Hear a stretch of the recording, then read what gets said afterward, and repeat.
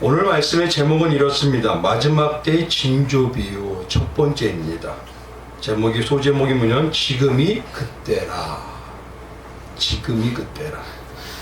서양인들의 묘지에 보면요, 우리가 산에서 묘지를 쓰는 것처럼 산에 있는 것이 아니라 동네 가운데 혹은 교회 뒷뜰에 가서 있습니다. 그래서 교회 가면요, 그 뒷뜰에 가지런히 줄을 지어서 있는 묘비 앞에 서서요, 이에 추모의 글이나 아쉬움의 인사가 새겨져 있는 걸 많이 보기도 한다고 합니다. 어떤 분이 교회 갔다가요, 이 뒷뜰에 산책을 하는데 묘지를 돌아보게 되었답니다. 근데 묘지를 하나하나 읽어보다가요, 한 묘 앞에서 발걸음이 멈추게 되었대요. 그래서 이 사람이 왜 멈췄나 봤더니 그 글귀가 좀 흥미로웠답니다. 글귀는 단 3줄이었는데 그 첫 번째 줄이 뭐냐면은 이렇게 써있더래요. 나도 전에는 당신처럼 그 자리에 그렇게 서 있었소 라고 얘기를 합니다.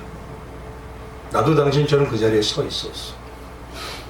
순간 그 말이 딱 자기가 생각나니까 웃음이 나오더래요. 그래서 두 번째 줄로 이어서 넘어가는데요, 그 말에는 두 번째 줄엔 이런 말이 있답니다. 나도 전에는 당신처럼 그곳에 서서 그렇게 웃고 있었습니다. 이 글을 읽자마자 이 사람이요, 이제는 뭐냐면 그냥 써둔 것이 아니구나 라는 생각이 들더래요. 그래서 마음을 자세를 고쳐잡고 마지막 글을 한번 읽었답니다. 그리고 긴장된 마음으로 세 번째 줄을 읽었는데요, 그 세 번째 줄의 말이 이 말이 됩니다. 이제 당신도 나처럼 이때를 준비하시오. 이제 당신도 나처럼 이때를 준비하시오. 무슨 말일까요? 그때는 반드시 온다는 거예요. 그래서 인간에게 죽음에 대한 준비만큼 엄숙한 것은 없습니다. 근데 그 준비는 언제 하는 걸까요? 언제 하는 거죠? 바로 지금 살아있는 동안에 해야 돼요. 바로 지금 이 순간에 주님 만날 때를 준비하는 것입니다. 그래서 성경에는 주님 만날 때를 준비하는 것이 가장 지혜롭다고 해요. 그 준비라는 것은 바로 오늘이라는 이 오늘에 결코 이 막연하게 살게 하지 않습니다. 그만큼 오늘이라는 이 지금이 소중하다는 소리죠. 성경이 분명히 말합니다. 히브리서 9장 27절에 가보면 이렇게 얘기합니다. 한 번 죽는 것은 사람에게 정해진 것이요, 그 후에는 심판이 있으니. 그리고 또 성경이 이렇게 말씀하십니다. 요한계시록 22장 12절에는요 뭐라고 하시냐면, 보라 내가 속히 오리니 내가 줄 상이 내게 있어 각 사람에게 그 행한 대로 갚아주리라. 근데 중요한 건 예수님께서는 뭐라고 하시냐면, 나 언제쯤 가겠다, 나 언제쯤 할 거야 이러지 않으세요. 내가 속히 오리니.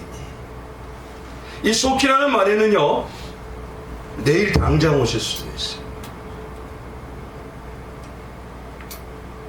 내일 모레 오실 수도 있습니다. 아니요, 조금 있다 오늘도 오실 수가 있습니다. 하나님의 뜻이 정해지기 시작하면. 그리고 어느 순간 우리는 그 백보자 심판대 앞에 딱 서게 되어 있습니다. 그러니 성도란 우리는 지금 바로 오늘이라는 이 시간에 무엇을 가장 선용하고 우선으로 생각하느냐는 것이죠. 혹시 우리가 생각할 때 이런 게 있죠. 다음 주에도 주일이 있는데, 내일도 시간이 있는데, 혹시라도 그런 마음으로 주님을 만날 그때를 게을리하고 있지는 않은지. 예전에 제가 모 교회에서요, 어린아이가 있었어요. 구점혁이라고 하는 아이가 있었습니다.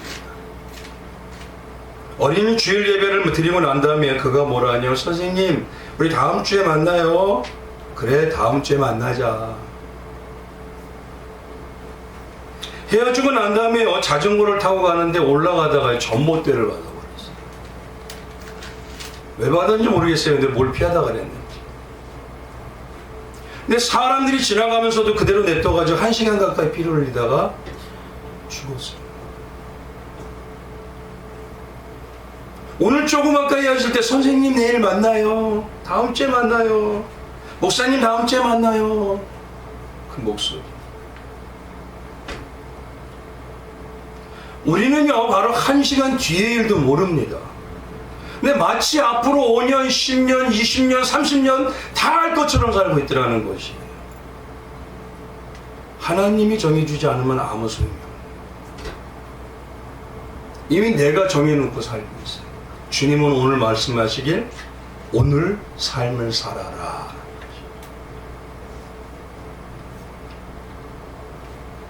그 아이가 과연 알았을까요? 이 땅에서 만남이 그 하루뿐이라는 것을. 그래서 가장 지혜롭다는 전도자인 솔로몬은요, 잠언에서 이렇게 얘기합니다. 잠언 27장 1절에요. 너는 내일 일을 자랑하지 말라.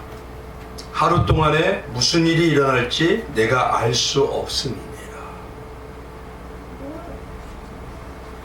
주님은 우리에게 분명히 오늘 말씀하십니다. 보라 내가 속히 가리라. 내가 생각하지도 못하는 그때에, 그 시간에 오히려 다른 사람들이 안전하다, 평안하다 하는 그 시간에 주님은 우리에게 속히 오신다고 말씀해 주십니다. 그럼 이 말씀은 무엇이냐면 우리가 우리에게 주어진 삶과 시간을 어떤 자세로 살아야 되느냐, 그것을 우리에게 말씀하고 계시는 거지. 어떤 자세로 살아야 합니다. 최소한 우리가요, 학생들이 내일 시험 치르는 자세, 그 정도만이라도 됩니다. 내일 중요한 계약의 미팅이 있는 자세, 이제는 사랑하는 사람을 못 볼 것 같아 내일 주님 만날 것 같은 자세. 근데 이런 자세로 사는 사람들과 막연한 삶을 사는 사람들은요, 그 삶의 질이 완벽하게 됩니다. 제가 작년에 설교를 간 교회가요, 송파에 있습니다. 그 교회에서 설교를 가게 하기 위해서 설교도 중요했지만 그만큼 중요한 게 한 가지가 더 있었어요. 뭐냐면 그때 10년 전에 11, 12년 돼, 이제 몇 년 됐죠. 저와 함께요 정말 예수 그리스도를 쫓아가겠다고 통성기도하면서 부르짖었던 그 권사님, 그 권사님, 정말 우리가 힘들다고 눈빛 셌을 때요 몰래 와서요, 목사님, 사모님 이거 쌀 사요 하고 주셨던 그 집사님, 그리고 격려해 주셨던 그 나이 많은 장로, 혹시라도 때가 늦으면 이 땅에서 못 만날까. 그래서 막연한 두려움을 가지고요, 그날 한번 보고 싶어서 물어봤어요. 아, 그분 어디 가셨어요? 근데 뭐라고 하시냐면 얼마 전에, 2달 전에 돌아가셨습니다. 그때 생각나는 게 예전에 그때 더 사랑한다고 많이 고백할 걸. 전화를 한 번이라도 해볼 걸.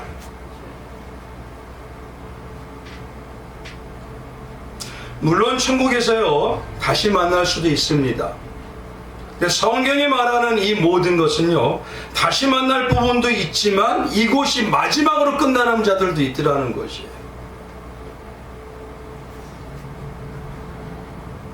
그럼 이런 마음의 자세로 가지고 가는 성도는요, 그때부터 이 시간이란 개념이 완전히 들려져요. 그래서 악한 영들은요, 우리가요 그 시간을 예수 그리스도와 함께 선용하지 못하게, 영혼이 더 밝게 뜨이지 못하게, 우리의 삶이 더욱더 세상에 묶이게 자꾸 밀어넣습니다. 영이신 하나님의 시각으로는요 과거와 미래는 없습니다. 항상 과거도 현재이고 지금도 현재이고 미래도 현재이셔요. 그 말은 지금 뭐냐면 우리는 현재 신앙을 살아야 된다는 겁니다. 현재. 나 광년에 그렇게 했어, 과거에 그렇게 했어, 아무 의미가 없어요. 살아가신 예수님 앞에서 지금 현재 나는 그와 함께 동행하는 삶을 살고 있는지, 믿음을 가지고 있는지, 예전보다 더 현재 예수님과 가까이 하고 있는지 나를 돌아보면서 점검해야 된다는 거죠. 그래서 성경에는 이렇게 말씀하시죠. 고린도후서 6장 20절에 뭐라고 하십니까? 이르시되 내가 은혜 베풀 때 너에게 듣고 구원의 날에 너를 도왔다 하셨으니 보라 지금은 은혜 받을 만한 때요 보라 지금은 구원의 날이로다. 두 번을 강조한다는 건요 그만큼 중요하다는 것입니다. 예수님도 그러시죠.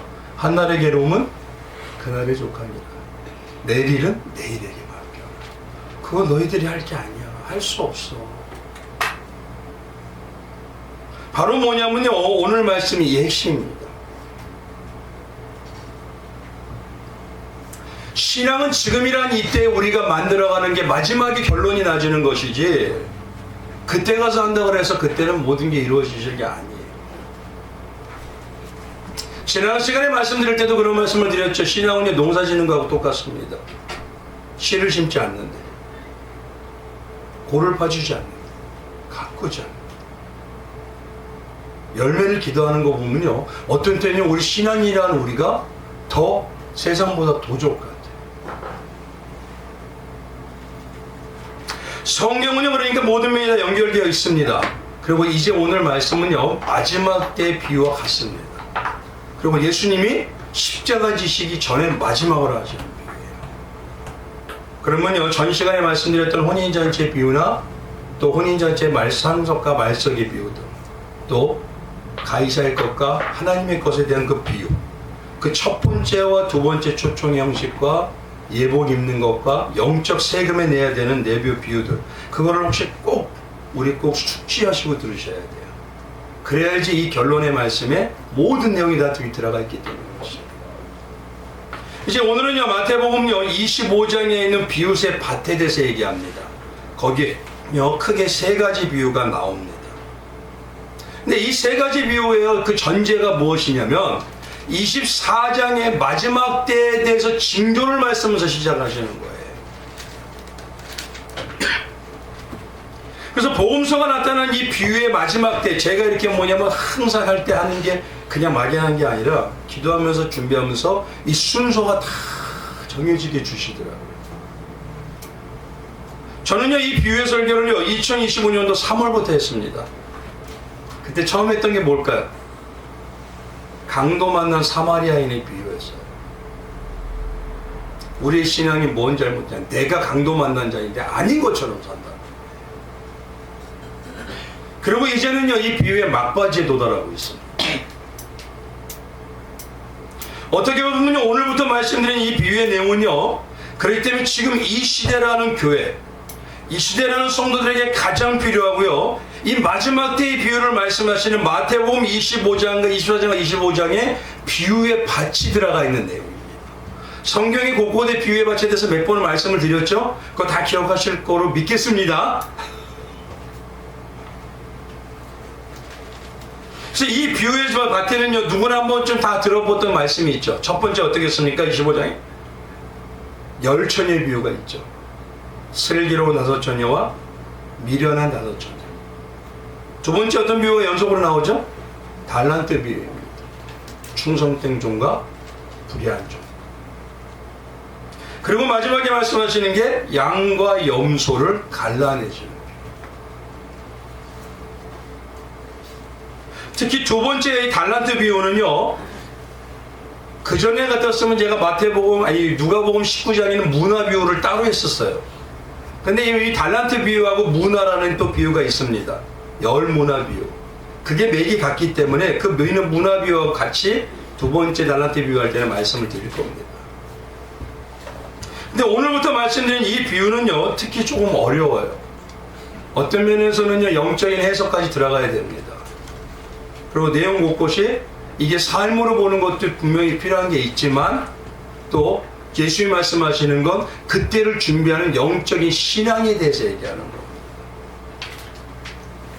특히 오늘 본문의 이 비유에 대해서 마지막 때를 사는 우리에게요 너무 중요하기 때문에 이 내용이 25장까지 몇 시간에 걸쳐서 말씀을 드립니다. 근데 오늘은 첫 시간이기 때문에 가장 많은 것보다 중요한 질문과 주제 한 가지만을 가지고 들어가기를 원해요. 첫 번째 뭐냐면요, 이겁니다. 오늘 이 부분에요, 다시 또 마지막으로 비유를 몰아서 말씀하시는데, 문맥으로 그러면 왜 이 비유를 여기다가 몰아서 말씀하시느냐? 이유를 여기를 찾으셔야 돼요. 그 찾으신 다음에요, 두 번째가 뭐냐면요, 배경적으로 주시는 첫 번째 시간으로요, 가장 중요한 핵심. 우리가 신앙을 이룰 때 가장 중요한 핵심을 본문에서 말할 때 어떤 거를 말씀하시느냐. 그 두 가지에 대해서 오늘 말씀을 드리고자 합니다. 그래서 첫 번째는 뭐냐? 이 비유의 밭을 왜 여기다가 쓰셨느냐 하는 것이에요. 지금까지 한번 생각해 보십시오. 우리가 비유의 밭에 말씀을 항상 드릴 때 되면 전 시간에 먼저 그 배경에 대해서 말씀을 드렸죠.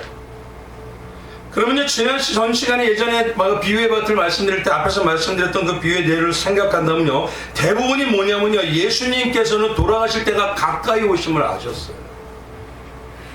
그래서 제자들이 어떤 때는요, 뭐 느끼냐면 주님이 그때가 되시기 때문에 더욱더 강화를 하십니다, 계속. 그래서 제자들도 어떻게 되냐면 예수님이 마지막 때처럼 느껴지는 거예요, 계속. 그 마지막 때처럼 마지막 가실 때를 느끼고 이제는 바로 얼마 안 남은 시점인 겁니다. 그러니까 제자들이 느낄 때 이 마지막 주님과 헤어지는 그때, 우리도 주님의 마지막 때 오실 그때와 지금까지 헤어지고 난 다음에 오실 그때, 그 마지막 때라고 말씀하시는 그때 성도란 우리가 반드시 가지고 있어야 될 신앙이라는 거예요. 반드시 우리에게 보여져야 된다는 겁니다. 그 영적 신앙의 덕목과 올바른 방향성이 무엇이냐 이거예요. 그리고 지난 시간에 전에 말씀드린 비유의 밭에는 대부분 그런 거를 통해서 장성함의 방향까지 보여주셨습니다. 그러니까 첫 번째, 두 번째 비유를 얘기하면서 신앙이 어떻게 장성해 가야 되는지, 우리가 무엇을 잘못되어 가고 있는지.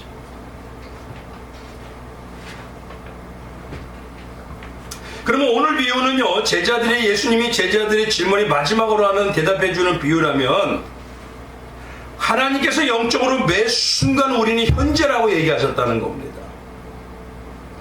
그리고 이 뒤에 연결되는 게 무엇이냐면 초대교회로 연결이 돼요. 이제 십자가를 지시고, 초대교회 때가 언제였습니까? 가장 제자들이, 사도들이, 성도들이 능력이 가장 많이 나타내는 그때. 바울은 어떻게 했죠? 손수건만 대도 베드로는, 빌립 집사님도 놀라웠습니다. 그러니까 결국 주님이 마지막에는 엑기스 중에 엑기스의 비유를 여기다 간다는 것은 뭐냐면, 이제 주님이 아니라 우리가 주님을 닮아가는 자로서요, 초대교회 믿음의 선진들이 가졌던 그 신앙, 그 장성함의 능력이 어떤 것인지 성령으로 깨달아서 마지막 때처럼 살아가는 그들의 모습 속에서 나오는 놀라운 권세와 능력의 역사가 이제부터 나오기 시작한다는 거예요. 그걸 얘기하는 신앙이 바로 오늘 말씀이시죠. 결국 예수님께서는요, 히브리서 13장의 말씀처럼요, 어제도 오늘도 능력과 권세가 동일하다고 하십니다. 그럼 우리도 본문의 신앙의 자세와 장성의 방향으로 그대로 가게 되면은, 그 방향이 내 안에 체득이 되고 성령의 역사심을 내가 알게 된다면, 결국 초대교회 성도들은 뭘 느꼈냐면 내가 지금 마지막 하루를 살아간다고 느꼈다는 거죠. 오늘 하루를 살아간다. 왜요? 그들은 진짜 순결했기 때문에. 근데 그런 자세로 살아가기 시작하니까요, 그들의 삶은요, 상상이 안 되게 바뀌어버립니다. 하루하루가 기적 같은 삶이었어요. 하루하루가 그들의 입에서 나오는 말이 떨어지지 않게 하시고. 가장 중요한 게 그러니까 뭐냐면, 내가 지금 주님 내일 만날.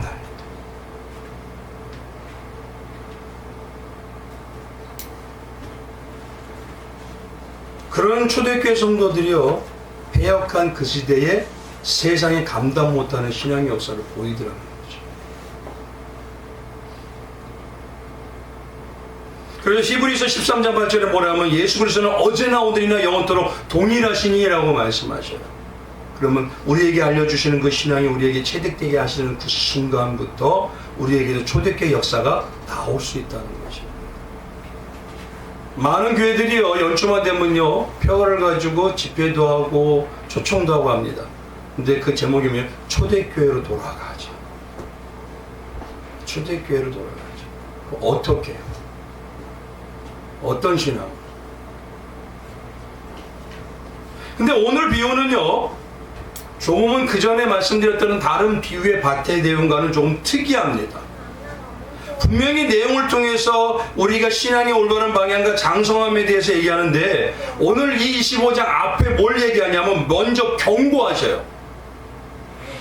어떤 경고를 하시냐면요, 이 24장에 있는 먼저 25장의 비유를 말씀하실 게 어떤 경우냐면 예수님께서 말씀하는데 그때에는 어떤 현상이 두드러지게 나타난다는 겁니다. 근데 그때가 되면은요, 이제는 영적이고 신앙적인 일을 아무리 해도 소용이 없다고 얘기하죠. 예수님의 그때 일이 다 끝났다라고 얘기하십니다. 오늘 본문 말씀에 그 얘기를 하십니다. 그 얘기를 먼저 경고를 여기다가 써놓으셔요. 징조에 대해서 말씀하시면서. 그러면서 반대로요, 마지막 구절에 24장 뒤에 뭘 얘기했냐면 성도인 우리가 반드시 힘쓰고 해야 될 신앙의 올바른 방향, 그거를 24장 후반절에 기록하시고 연결해서 25장의 세 가지 비유를 말씀하시는 겁니다.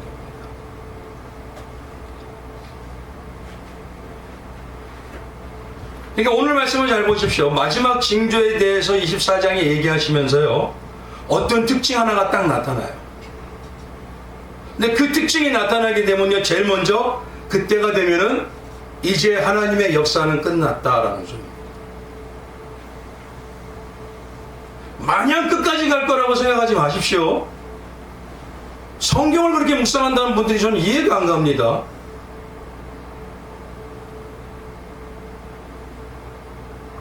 그래서 그때는 끝났다라고 경고하고요, 반대로 주님이 마지막에 말씀하시는 어떤 신앙의 모습, 그 모습이 이루어지는 자만이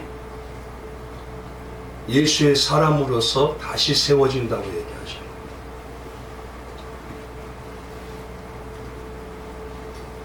그럼 오늘 문맥을 통해서요, 이 비유에서 말씀하시는 가장 핵심이 첫 번째 거, 그게 무엇인지 오늘 내용으로서 줄거리를 통해서 이제 넘어가도록 하겠습니다. 오늘 문맥상 보니까요, 이 시작이 어디서부터 시작되냐면요, 마태복음 23장 37절부터 시작돼요. 예루살렘을 보시면서 예수님이요, 장탄식을 합니다. 근데 다른 곳에서는 예루살렘 보면서 예수님 뭐냐면 우시기까지 하셔요. 예루살렘아, 예루살렘아. 근데 이거는요, 지금 뭐냐면 우리가 지금을 산다면 우리 교회를 보고 예수님이 장탄하시걸 하신다고 받아야 돼요. 교회야, 교회야.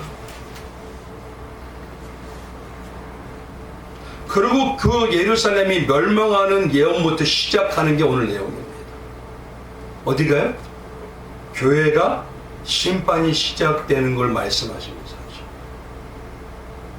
그래서 이 문맥상으로 보면 첫 번째 뭐냐면요, 이겁니다. 교회의 모습이요, 마지막 때와 연결된다는 겁니다. 이거 꼭 기억하셔야 돼요. 즉 뭐냐면 교회가 더 이상 예수님과 함께 되는 제 역할을 못할 때가 온다는 거예요. 그리고 예수님의 가르침과 뜻의 모습이 안 나온 때가 온다는 겁니다. 그럼 그때라는 것입니다. 바로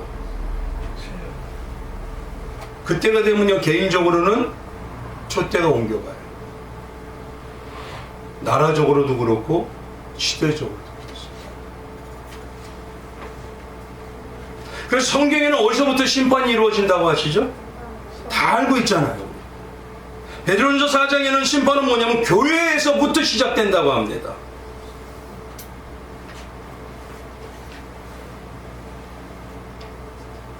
그 교회에서 이루어지는 모습의 다양한 모습들이요, 어디를 영향하냐? 세상에 나가면요, 더 영향을 거예요. 거기엔 다 마귀가 지배하는 곳이에요.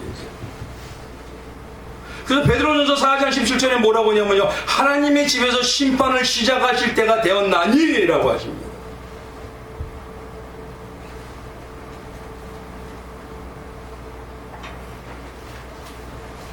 그러면서 뭐라고 하시냐?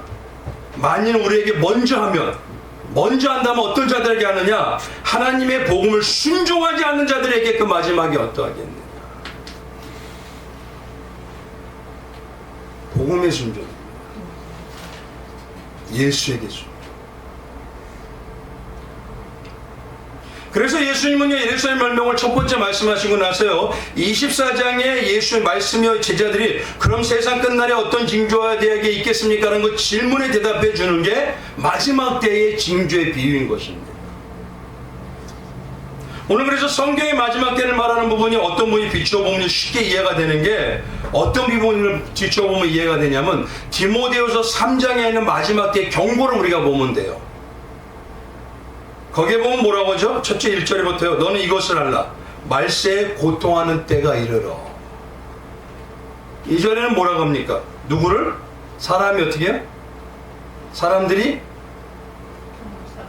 뭐를 사랑하고? 그러니까 여기서 핵심을 잘 보십시오. 마지막 때의 징조가 사랑이에요. 특징이 사랑입니다. 근데 사랑이 어디로 향하고 있어요? 사랑은 사랑이에요. 교회 안에서 사랑은 얘기 많이 합니다. 근데 교회 안에서 이것이고 하나님 나라하고 예수가 아니라 이 땅에 대해서 사랑하는 모습이 나오는 게 적지 않습니다. 그래서 오늘 본문 말씀에서 핵심이 나타나는 징조가 무엇인가 봤더니만 어디를 보면 아냐면요, 12절 한번 가보십시오. 24장에 12절. 거짓 선지자가 많다고 해서 거짓 그리스도인이 많다고 해서 특별하다고 생각하지 마세요. 쉽게 말하면 이것을 쉽게 만드는 자들이 다 거짓이에요. 11절에서 12절 한번 같이 봉독하겠습니다. 시작. 거짓 선지자가 많이 일어나 많은 사람을 미혹하겠으며 불법이 성함으로 많은 사람의 무엇이? 뭘 식어져요? 교회 안에서 거짓 선지자가 나타나면요, 사랑이 식어져요. 그럼 첫 번째 어떤 사랑? 누구에 대한 사랑? 예수에 대한 사랑. 어떠세요? 예전보다 지금 어떠세요? 두 번째 누구에 대한 사랑? 교회와 우리의 서로 관계 사랑. 성경의 얘기를 너희가 서로 사랑하면 뭐 한다고요? 내 제자가 되고 그러죠. 잘 보십시오. 신앙의 핵심은 뭐냐면요, 열심히 하는 거 아닙니다. 노력하는 거, 그건 일부는 맞습니다. 그런데 중요한 건 뭐냐면요, 핵심은 사랑이에요. 예수님의 마지막 때 질문이 무엇이죠? 베드로에게 마지막 나타나서 하셨던 게 질문이 뭡니까? 요한의 아들 뭐 하느냐? 잘 보십시오. 이거 신앙은요, 사랑에 의해서 이루어지는 겁니다. 하나님을 사랑하면 하나님의 안에 씨가 있기 때문에 하나님의 것에 힘쓰게 돼요. 가해자를 사랑하면, 그래서 그거를 뭐라고 하죠? 하나님께서는요, 예수님 그러죠. 하나님과 돈을 겸하여 사랑할 수. 그래서 사랑이 뭐냐면 내가 무엇을 사랑하느냐가 첫 번째 전제예요. 사랑. 무엇을 사랑하세요? 세상을 사랑하면요, 요랬다 저랬다 해요. 나를 사랑하면 요랬다 저랬다 해요. 사랑이 전제입니다. 그럼 무엇을 사랑하세요? 두 가지입니다. 성경에는 너와 세상을 사랑하냐, 야 하나님 사랑하냐, 요겁니다. 딱 하나님 사랑하면요, 우리 다들 뭐 지금 뭐니까 아직 학생들은 모르지만 연세 좀 나이가 있는 분은 연애할 때 아시죠? 사랑하면요, 힘든 수고 감당해야 안 해요? 이 왼수에도 밥을 차려줘요, 안 차려줘요?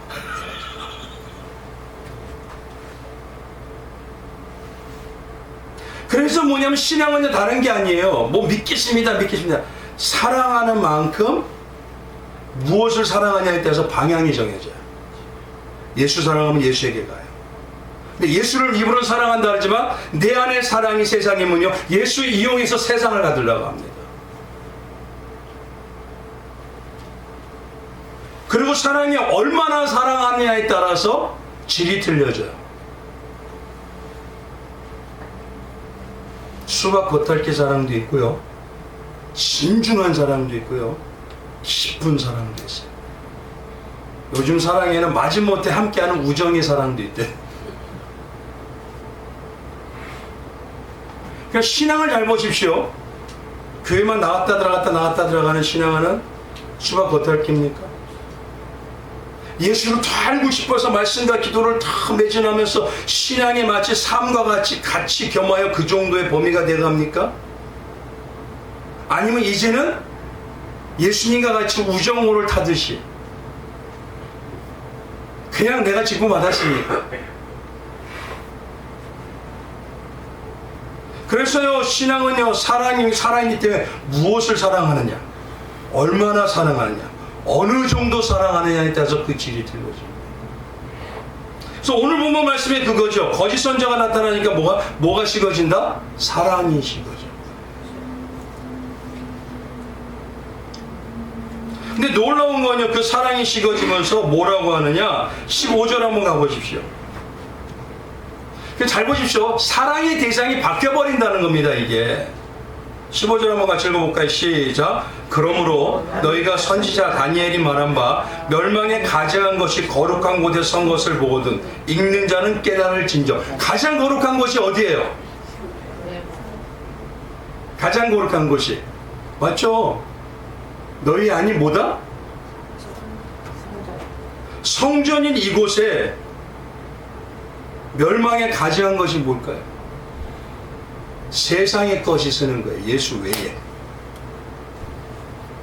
요거에 대해서 다음에 자세히 말씀을 드릴 거예요. 그러니까 예수의 사랑에 외에, 예수를 사랑하는 거 외에 이제는요, 사랑이 아니라 이용하는 겁니다. 누가 거기서요? 내 성전에, 내 집에 누가 주인이 되는 거예요? 예수가 주인이 아니라 누가? 나다. 내가 주인이 되기 시작하면요, 이제 예수는요, 장식품에 불과해요.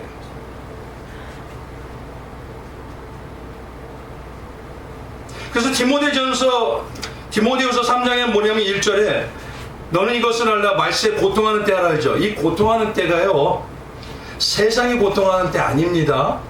세상의 가치관을 따라가는 자가 고통하는 때 아닙니다. 오히려 세상과 세상을 따라가는 교회 안의 세상은요, 고통이 아니라 자기를 높이고 자기를 드러내고 자기 기득권이 나오기 때문에 오히려 세상의 삶이 편리입니다. 그리고 평안함이에요. 데살로니가 전서 5장 3절에 가보면 뭐라고 하시냐? 그들이 평안하다 안전하다 할 때 어떻게 해요? 임신한 여자에게 해산의 고통이 이른 것 같이 멸망이 갑자기 그들에게 이르리니 결코 피하지 못하리라. 근데 왜 여기서 갑자기 그럴까요? 해산하는 고통이 있으면 언제 우리가 난다는 거 모르나요? 몇 달 만에 낳죠? 그럼 모르나요, 그거? 결국은 관심이 없다는 거예요, 이게.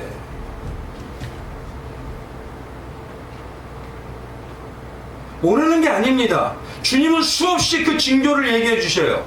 그리고 어떤 모습인지 얘기하세요. 너 신앙이 지금 십자가의 사랑이 어떠냐? 무덤도 마냐? 냉랭하냐? 아니면 뜨거우냐? 그러면 내가 멸망으로 달려가고 있다는 걸 기억해야 되는데 전혀 안 바뀌고 있습니다.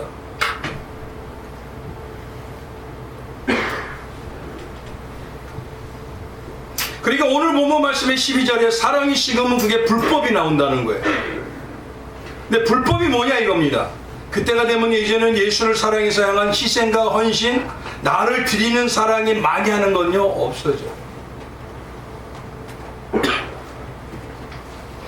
당연하듯이 없어집니다. 그리고 반대로 예수님을 사랑한다고 하고 고백은 하지만 이제 이용을 해요. 자기가 자기 안에 거룩한 곳의 주인 되어서 예수의 자리에 내가 올라가서 더 내가 사랑받겠다, 내가 더 받아내겠다, 신앙을 이제는 당연하듯이 이용합니다. 그래서 불법이라는 거예요. 성경에 이 불법이라는 말이요, 기록되는데 어떤 것과 같이 기록되는지 아십니까? 마태복음 23장에 가보면요, 이 불법과 같이 하나가 딱 옆에 같이 기록하신 게 예수님. 27절에 있습니다. 화 있을진저 외식하는 서기관들과 바리새인들이요, 회칠한 무덤 같으니 겉으로는 아름답게 보이나 그 안에는 죽은 사람의 뼈와 모든 더러운 것이 가득하도다. 이와 같이 너희도 겉으로는 사람에게 옳게 보이되 안에는 무엇과 무엇? 외식과 뭐? 불법이 가득하다. 신앙이 이제는 척이에요. 포장으로 바뀌어간다. 이제는 신앙이 하나님을 점점 사랑해서 드리는 신앙이 돼야 하는데 그게 아닙니다. 입술은 사랑한다고 고백을 하지만 내가 의를 나를 드러내기 위해서, 내가 더 저보다 낫기 위해 낫다는 차등을 가지기 위해서요. 마치 뭐냐면 가이사의 것과 하나님의 것처럼요, 그들에게 그 성전에서 봉사하는 자들이 가져야 될 게 뭐였습니까? 두로은하였죠. 성전에선 데나리온 가지면 안 됩니다.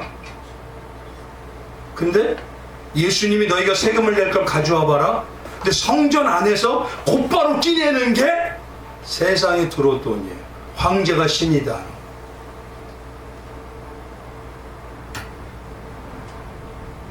잘 보십시오. 성전에 있습니다. 하나님께 예배드립니다. 하나님을 섬긴다고 합니다. 그러나 내 중심에 중요한 여기에 거룩한 그곳에 무엇이요? 데나리온인 황제가 세상의 신이다가 들어가요.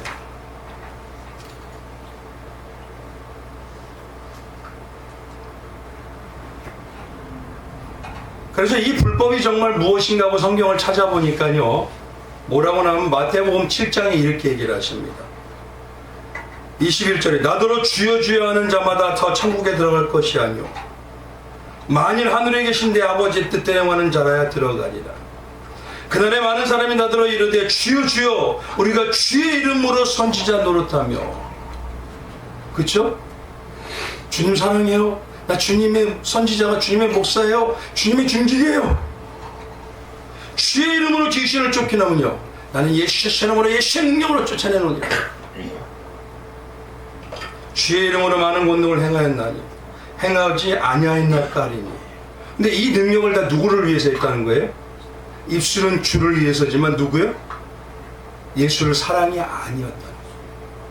그래서 23절에 이렇게 얘기해요. 그때 내가 그들에게 밝히 말하되 내가 너희를 도무지 알지 못하라. 불법을 행하는 자들은 내게서 떠나가라 하리라. 그러니까 반대는 뭐냐면 예수 사랑하지 않는 겁니다. 다들 여기 안에 분명히 이렇게 있습니다.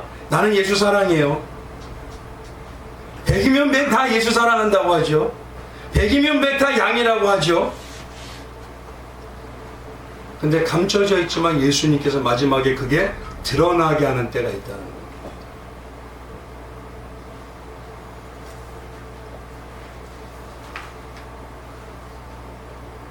그래서 이 앞에는 뭐가 있냐면요, 마태복음 7장 앞에는요 열매를 보아 나무를 한다는 얘기가 기록되어 있어요. 못된 나무가 좋은 열매 맺을 수 없고 좋은 나무가 못된 열매 맺을 수 없는. 그리고 뒤에 무슨 얘기가 있냐면 반석 위의 집과 모래 위의 집. 예수를 사랑하는 반석 위에 예수만이 함께하는 집. 근데 내 안에 거룩한 곳에 예수가 없으면 뭐가 있죠? 모래에 쌓는 것처럼 내가 주인돼요. 결국 이때는 뭐냐면 항상 주여 주여 하면서 주님을 사랑해서 열심히 하고 힘쓰는 것 같은 하나님, 그 중심에 뭐냐? 자기 사랑해서 예수를 이용하는 모래 위에 짓는 집이라는 거죠. 근데 한번 생각해 보시죠. 디모데전서 한번 가보시죠. 디모데후서 한번 말씀 한번 봐보십시오. 디모데후서의 말씀에 딱 보면요, 그 뒤 이후에 뭐라고 써있죠? 2절부터 가만히 보면요 이렇게 써있죠. 사람들이 자기를 사랑하며 돈을 사랑하며 자랑하며 교만하며 비방하며 부모를 거역하며 감사하지 아니하며 거룩하지 아니하며 무정하며, 정이 없어요. 원통함을 풀지 아니하며 모함하며 절제하지 못하며 사나우며 선한 것을 좋아하지 아니하며 하고, 이게 쭉 모양은 5절까지 경건의 모양은 있으나 경건의 능력은 부인하는도다 이렇게 얘기하잖아요. 근데 이거를요 지금 우리에게 적용을 간단하게 해보세요. 간략하게 뭐냐면 교회의 사랑이 식으면 뭐가 나오느냐? 세상 중심과 돈 중심의 신앙이 복 중심이 나오기 시작합니다. 그러면서 그때 나오는 신앙의 관계, 성도들의 관계가 어떻게 되냐? 시기와 질투와 판단과 정죄와 배신과 외식이 넘쳐나요. 요거를요 이렇게 풀어낸 겁니다 지금. 그러니까 마지막 때가 되면요 지금 잘 분별하신 게 첫째가 뭐냐, 가장 뚜렷하게 나온 게 예수의 사랑에 대한 게 식어요. 그럼 그 반대는 뭐냐면 내가 지금 내 안에 내 사랑에 지금 가득 차고 있다는 소리입니다. 근데 그게 지금이 아니라고 말할 수가 없어요. 왜요? 예수의 십자가 사랑 얘기하면 지금 어때요? 지금 사순절 기간이죠. 어떠십니까? 예수의 십자가 사랑 어떠십니까? 죽은 거 살려는 것만큼 그렇게 대단한 사랑이 있을까요? 그것도 살린 게 아니라 자기가 죽어서 내 심장을 주고 내 콩팥을 주고 내 간을 주고 다 주신 사랑인데, 근데 그 사순절에도 이제는 못 느껴요. 사순절에 절기는 지킨다. 눈물이 없어요. 가슴 치면서 부르짖는 기도가 없어요. 정말 사랑일까요?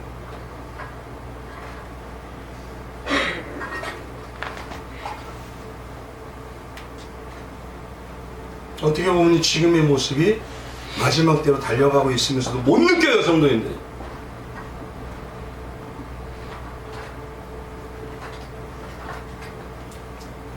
한번 생각해 보세요. 앞에 비유에서 말씀드렸던 것처럼 지금은 천국 백성으로 교회 생활과 신앙의 삶의 책임과 의무를 아무리 말해도요, 해도 되고 안 해도 되고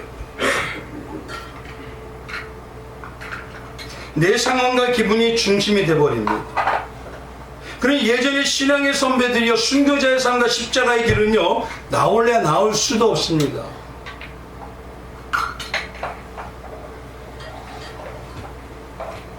그러니 이제는 예수님의 십자가의 은혜, 그거보다 삶에서 100만 원 하나 가지고 누가 주는 게 더 나에게 복을 주신 거를 느껴요.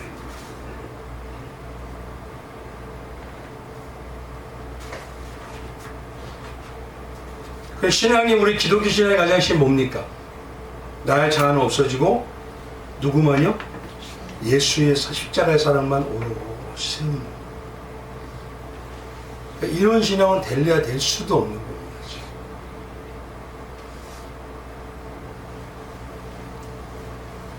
많은 분들이 어떻게 되는지 아십니까? 이렇게 자기가 중심이 되니까요 어떻게 바뀌었냐면요, 어떤 분들이 제가 교회마다 많이 들었어요. 이렇게 얘기했어. 우리가 없는데 이 시대에 교회가 존재할까 과연? 난 놀랍습니다. 그런 말을 하더라고요, 주님이. 아, 우리 시대가 끝나면 교회는 이제 다 끝나가고 있어. 청년들이 안 믿어. 착각하지 마십시오.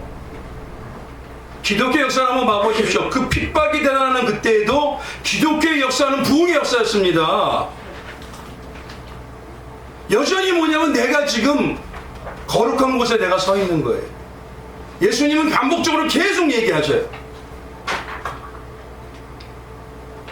어느 때보다 교회가 핍박이 올 때요 더 부흥합니다. 놀랍게 역사가 나옵니다. 그건 누가 하시는 거기 때문에? 하나님이 하십니다.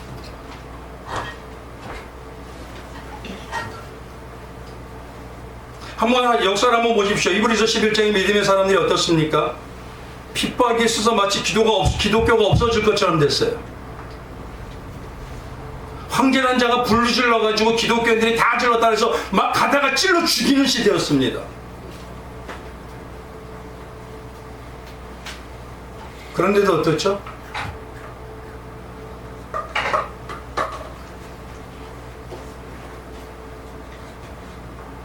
오히려요 그 시대에 누구도 흔들 수 없는 거룩이 나와요. 구별됨이 나옵니다. 그리고 세상을 이겨버립니다. 왜 이런 본질을 잃어버리냐. 때가 돼서 마지막 때 예수님이 모든 걸 이제 끝날 때가 되지 않으면요 마치 겨울처럼 모든 것이 메말라가서 아무것도 다 없다 끝났다 할 때도 다시 생명의 싹이 나게 하셔요. 그리고 줄기를 맺게 하시고 열매를 맺게 하십니다. 한번 생각해 보십시오. 봄이 되면 누가 뭐 심었나요? 근데 가지만 하면 저곳에 야, 뭔 초록색깔이 이렇게 많어. 누가 하십니까? 근데 왜 내가 판단하죠? 내가 판단해서 내가 할 것 같으니까 지금을 안 사는 겁니다. 지금을.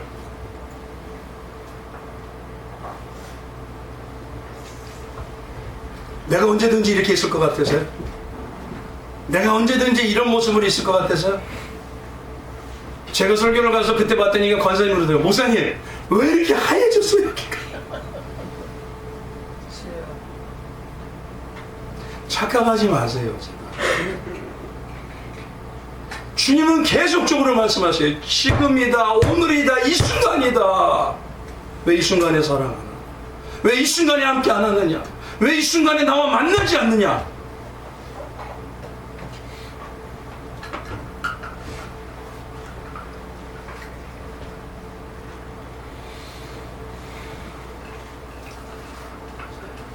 근데 놀라운 건데 지금의 증상이 가만히 한번 봐보세요.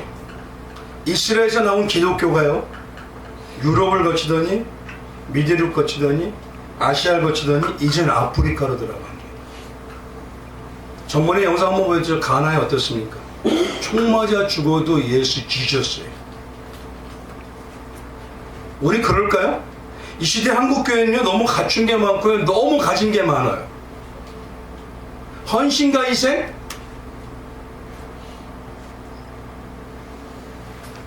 근데 놀라운 건요, 아프리카로 들어가게 되면 이제 마지막으로 다시 어떻게 되냐, 한 번 이렇게 도는 느낌이에요.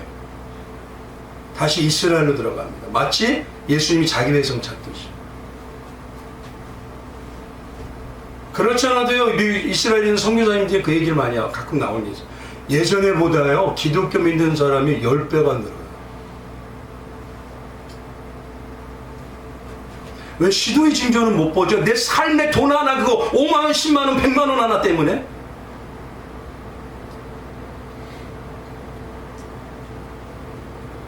너무 가진 게 많은 부자 마음이다 보니까요, 현실에 대해서 눈이 자꾸 가려져요.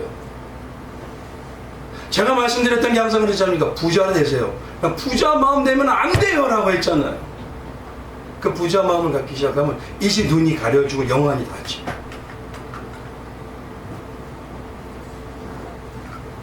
만약에 초대교회 같은 저런 핍박이 온다면요,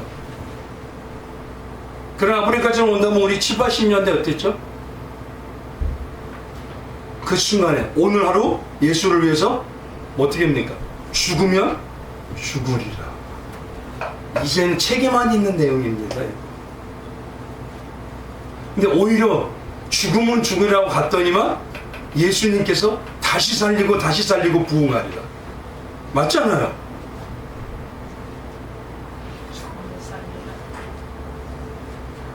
그래서 믿음의 역사를요, 성경에는요 이런 역사밖에 없다고 얘기하십니다. 갈라디아서 5장 6절입니다. 갈라디아서 5장 6절이요. 다 찾으셨나요?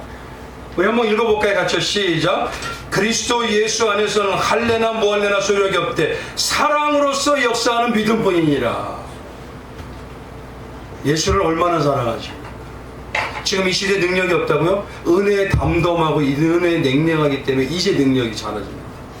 위기를 못 느껴요. 지금이란 이 시대를 살면은요, 지금이 어떤 데인지 알아요. 근데 지금 괜찮겠지, 나중에 좋아지겠지. 아니, 하나님이 안 주시는데 어떻게 좋아져요?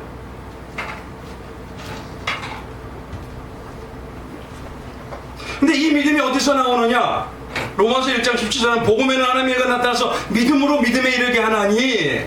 그러니까 결국 뭐냐면 참 믿음은 복음의 예수님을 얼마나 사랑하고 있습니까? 어느 정도 사랑하고 있습니까? 어느 정도 회복하고 있습니까? 거기에 믿음의 능력이 좌우가 된다. 막연하게 한 주 한 주 사는 거하고요, 그런 예수를 사랑하는 마음으로 하루하루 나가는 사람의 질적인 신앙의 삶 차이는요 어마어마합니다. 이거.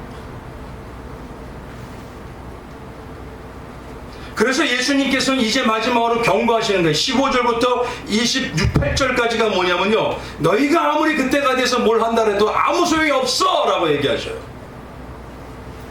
15절에서 28절까지가. 근데 어떤 게 없는지 한 예를 들면요, 거기 한번 봐보십시오. 19절.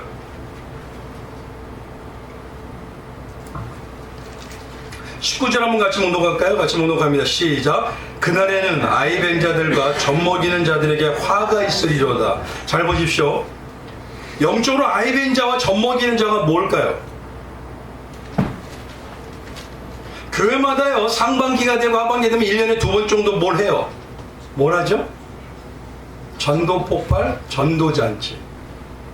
영적으로 근데 뭐냐면 아이벤자라고 하는 건 뭐냐면 태신자를 얘기하는 겁니다. 너희가 아무리 태신자 말아도 구원이 끝나는데 무슨 구원을 하겠다는 거예요, 도대체. 그때가 돼서 하겠다는 분들이 있어요. 나 그때 열심히 할게, 그때 전도 열심히 할게. 제발 죄송하지만 택도 없는 소리 하지 마십시오. 태신자는 언제 품어야 된다? 지금 품어야 된다.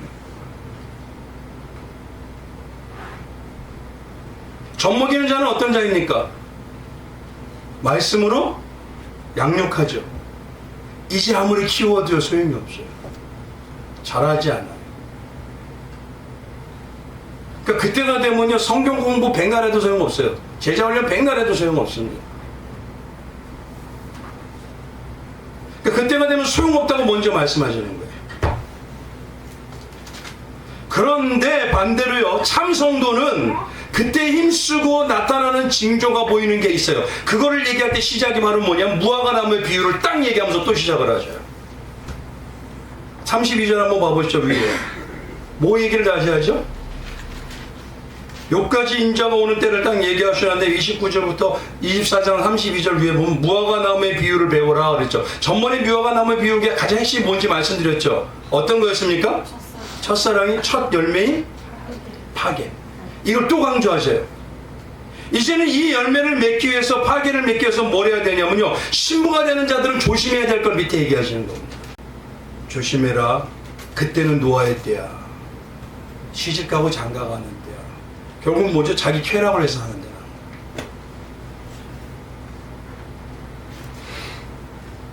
그래서 이 파괴의 열매를 맺고 난 다음에 그런 가운데 모든 세상이요, 모든 교회가 다 시집가고 장가가고 자기들끼리 만족을 해요. 자기들끼리. 근데 그 중에 하늘을 바라보는 자들이 나타나기 시작해요. 예수의 천년매 맺는 자들. 그들이 하는 게 뭐냐면요, 밭을 갈고 맷돌질하는 자들.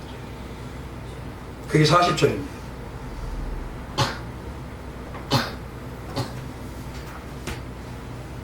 밭이 뭘까요? 우리 기억하시죠? 뭐 어디서 나와 있죠? 이게 이제 좀 아시는데 마태복음 13장에 보면 몇 가지 밭이 있죠?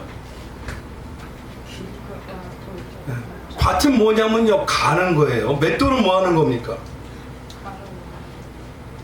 신앙이 뭐냐면 그 중에서요, 콩나물 나오듯이 나오는 자들인데 파괴인 천열매 맺는 자들이 나와요. 그러면서 그들이 뭐냐면 시대를 조심하기 시작해요. 아무리 시대가 변하고 아무리 내가 이 시대가 해야 될 일이 많아도요, 가장 우선 이 시대를 조심해요. 그때가 바로 뭐냐면 이제 예수님이 점점 멀어지는 거예요. 제가 지금 말씀드리지만요, 편에도 그러고 지금 농장했을 때 항상 했던 말이 그거예요. 왔다 갔다 하는데 6시간에서 7시간입니다. 근데 수요 예배는 못 들으니까 거기서 성경 읽고, 주일 예배는 반드시 들으니까 어떻게 해서든 와라. 왜 그럴까요? 동아리도 위험스러워요. 안 될 수도 있어요. 힘들 수도 있어요. 그리고 말한 대로 마음대로, 부모 마음대로 자녀가 되나요? 안 될 수 있습니다. 그러나 너희 영혼을 위해서는 어떤 상황이 돼도 와야 돼. 그만큼 시대가 위험한 시대. 오늘 오후 예배 때문에 얼마나 위험한 시대고 이단 사상이 많은지 말씀드릴 거예요.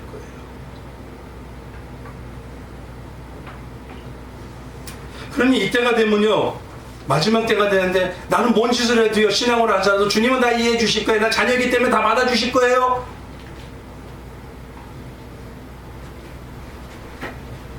착각하지 마십시오.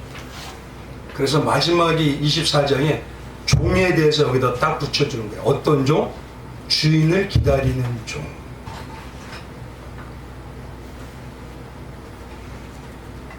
맷돌질을 얘기하고 난 다음에 뒤에 가서요, 충성되고 지혜로운 종은 이라고 얘기해요. 주인을 기다리는 종. 오늘 이 순간, 오늘 이때 주인 기다리는 거죠. 그래서 오늘 전체 배경의 가장 핵심이 뭐냐면요. 34절 한번 가보시기 바랍니다. 34절이 바로 뭐냐면 가장 핵심이 이거예요. 이 자세로 살아야 된다는 겁니다. 같이 한번 봉독해 볼까요? 시작. 내가 진실로 너에게 말하노니 이 세대가 지나가기 전에 이 일이 다 일어나리라. 이 세대라는 걸 나한테 적용해 보세요. 예수님이 나한테 지금 말씀하시는 거야. 내가 진실로 너에게 말하노니 너희 그 시대에 내가 가리라. 이 자세로 살라는 거죠. 내가 이 시대에 가리라는 그 마음으로 산다면 오늘 나는 어떤 사람인지를 기억해. 그리고 시대를 구분해요. 내가 지금 봄으로서 농사를 져야 되는지, 씨를 뿌려야 되는지, 내가 줄기를 맺기 위해서 가꿔야 되는지, 열매 맺을 때인지. 주님, 나 나중에 전도할게요. 주님, 나중에 다시 시상평이 안 되니까 나중에 열심히 할게요. 주님, 나중에 말씀 전할게요. 나중에 주님 헌신할게요.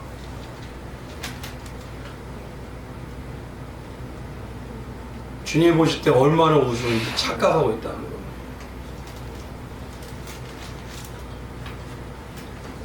예수님이 말씀하시죠? 주님이 오신 그때부터 말세는 시작입니다. 근데 이걸 날로 얘기하면요, 오늘 3월 8일 6시도 3월 8일이고 3월 8일 12시도 3월 8일이고 저녁 12시도 3월 8일입니다. 근데 다들 말씀하는 게 지금 이 시대가 마지막 지말 시대라.